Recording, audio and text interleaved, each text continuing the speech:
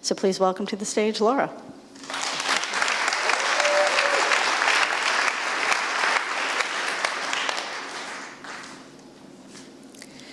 So this is a picture of my sweet parents, Julie and Bill Nettleton, and they're on their honeymoon and they're thinking about the future. And this is a picture of me.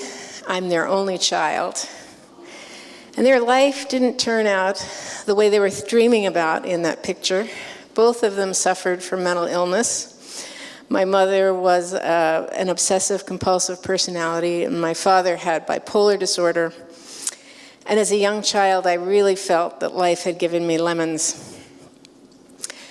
At the age of 23, I became my father's legal guardian. And one day I was leaving his psychiatrist's office, and the man looked at me and said, "You know, when someone grows up in a chaotic family like yours, I really think that it would be, you'd be well advised to start therapy." And that was a slap, and it stung, and I thought, who me? I'm managing so well. But I took his advice, and it started me on a journey of self-empowerment and self-exploration, which I will be on until I die.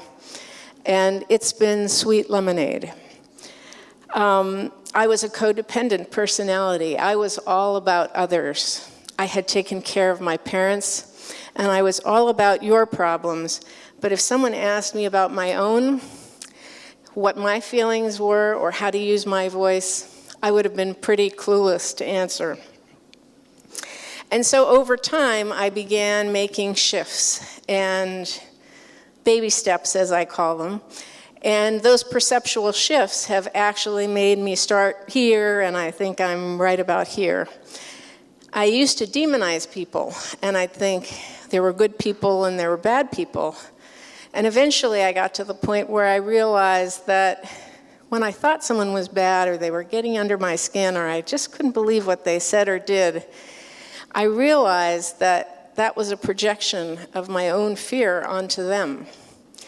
And when I was able to stop doing that and arrive at this new place, this new threshold of understanding, my life completely changed, and my view of everything and my relationship to everyone changed with it. And each time I have a realization or I'm working on a behavior that I'm trying to eliminate, say I'm trying to lose judgment of others or I'm trying to lose my reactivity, I get this kind of restless anticipation, and I look and confront my fear, take a deep breath, jump into the universe, and it always catches me and I make that shift. Now the reason that I tell you this very personal story is that I've used that understanding, well, and what I also wanted to tell you was every time I make one of those shifts, I realize that I know instinctively, I shouldn't be reactive or I shouldn't be judgmental. But when I cross that bridge, it's that bridge from knowing to realizing. And the minute I realize, that's the minute I can act on it. And so in the work that I have with my clients come to me and they're always interested in what I do. And they rarely feel that they can afford it. And they will look at an image like this and they know instinctively that blue is good and orange is bad, and they know it's about energy efficiency. But when I start to drill down into the details and get them to see what I'm seeing, that the surface temperature of that building is 57 degrees and it's a 25-degree day, they can cross that threshold from knowing to realizing, and there's this aha moment, and suddenly Passive House seems possible and even important to do. So during the campaign, I was really disheartened by how many of my fellow Americans seem to not appreciate the imminent threat that climate change seems to present to me.